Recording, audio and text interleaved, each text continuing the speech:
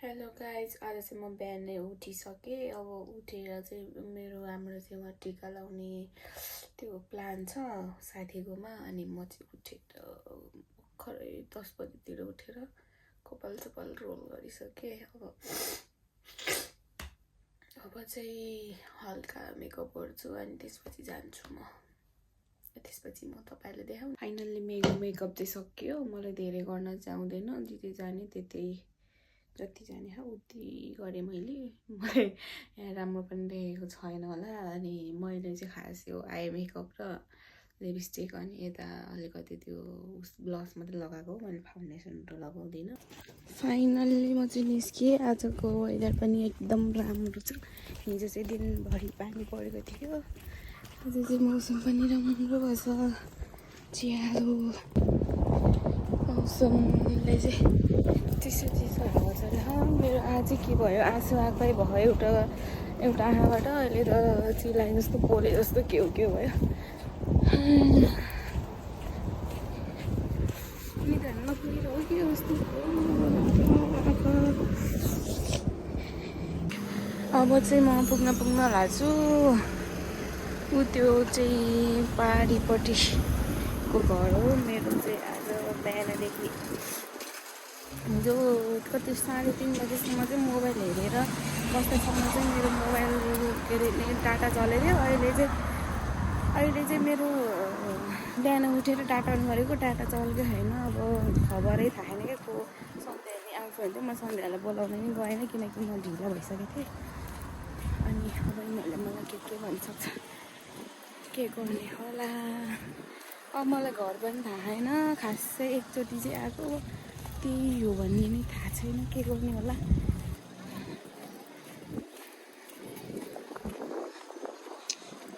खतरा छ।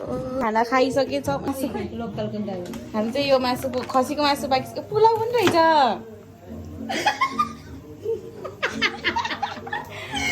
यहाँ के यो मासु पकाउनु ला आमा। हामी त दसैँ भयो।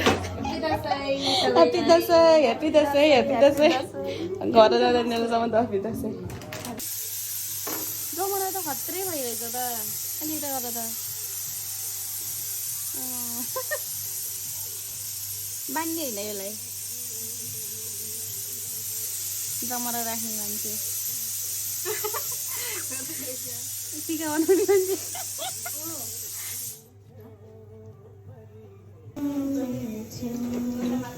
चाहिँ म रोटी हाल्नु रेडी भएँ।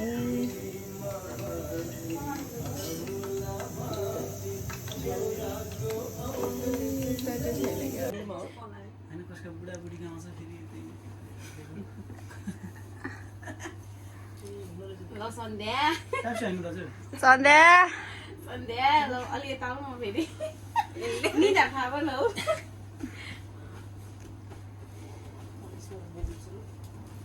आशीर्वाद धेरै छ तिमीलाई, अलि धेरै मनैदेखि। जापानिज खर्र बोल्न जान्ने भएछ। ठुलो खाइसकेपछि रे खाइबामा धेरै फोकस गर्नु। पैसा कमाएर मलाई दिएस् ल। अस्मितालाई भन्दा चाहिँ पैसा त कमाउनु अरू आशीर्वाद दिने रे पैसा कमाउनु।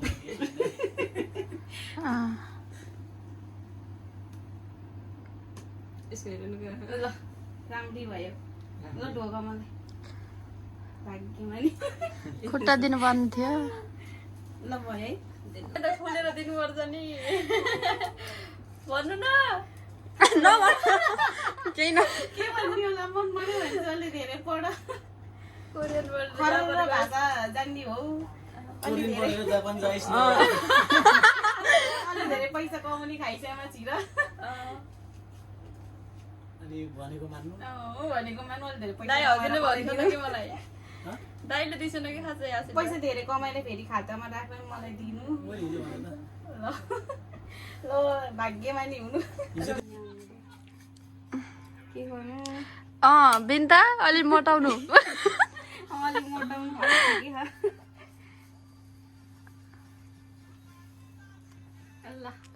अनि टाइममा भाग्यमानी हुनु ल ए सायद यता के भन्ने होला है टाढै मन भन्दै भनेछु ल खालि थाहा होस् सोचेको आँटेको पुगोस् गएको देखा स्टेसन टोकियो स्टेसन केही आशीर्वाद भएन तर यिनीहरू सिम्पल टिका लाउने दसैँ गाइस फेरि पनि बाई बाई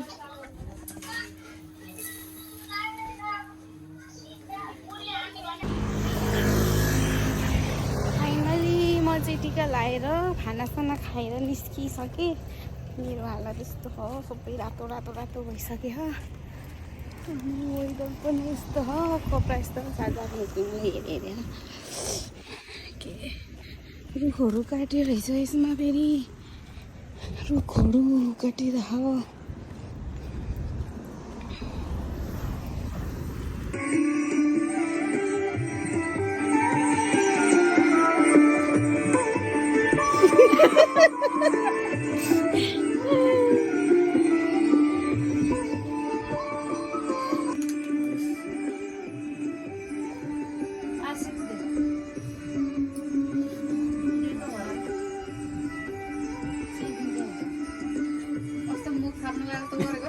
यतातिर हिँड्नु मन लाग्यो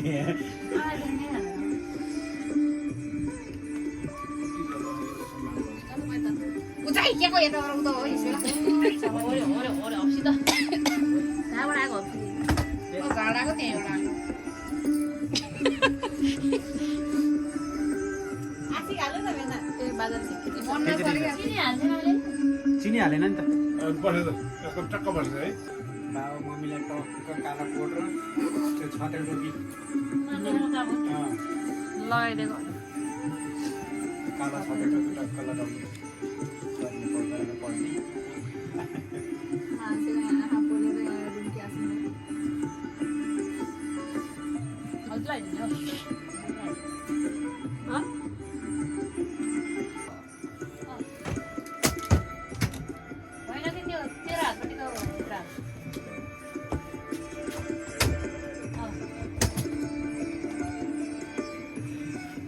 आशीर्वाद छैन क्या मलाई त फेरि मलाई त दिन्छु भन न दिएको छैन त यस्तो बिचरा सकाउनु